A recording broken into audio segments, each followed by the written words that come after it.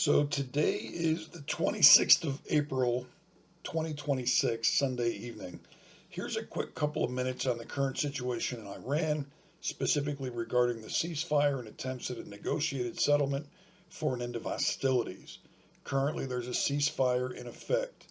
The U.S. has a blockade against Iran for economic activity, so there are no commercial transport ships either going into Iran, and there's no ships coming out. That includes Iranian oil and everything else as well. More than 90% of the goods that enter or leave Iran go through the sea, the Strait of Hormuz, and Iranian ports. So, because of the U.S. blockade, all economic activity is basically at a standstill. Now, during the ceasefire, the Trump administration is trying to find someone from Iran who can actually represent the country. The problem is there's nobody to negotiate with. The attacks on Iran started on 28 February, so as of today, it's been going on for 57 days. The first night of attacks basically eliminated the entire Iranian leadership at the highest levels. Subsequent attacks have eliminated the second and third string players, so now we're into whatever's left of their bench, and those survivors are smartly keeping a very low profile. Right now, there's a huge fragmentation of power.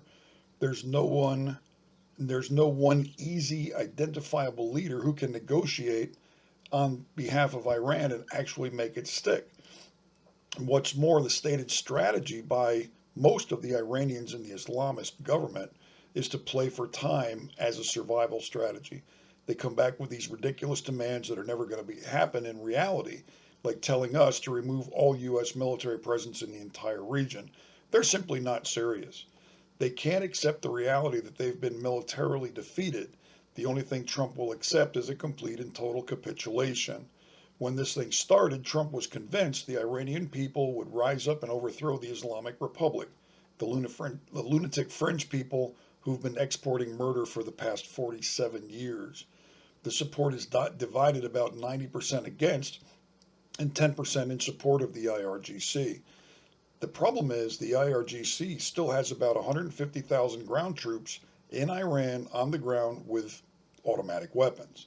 The best scenario moving forward would be to flip the regular Iranian military and local police forces against the IRGC.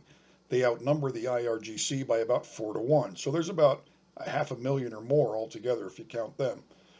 And no one's getting paid right now.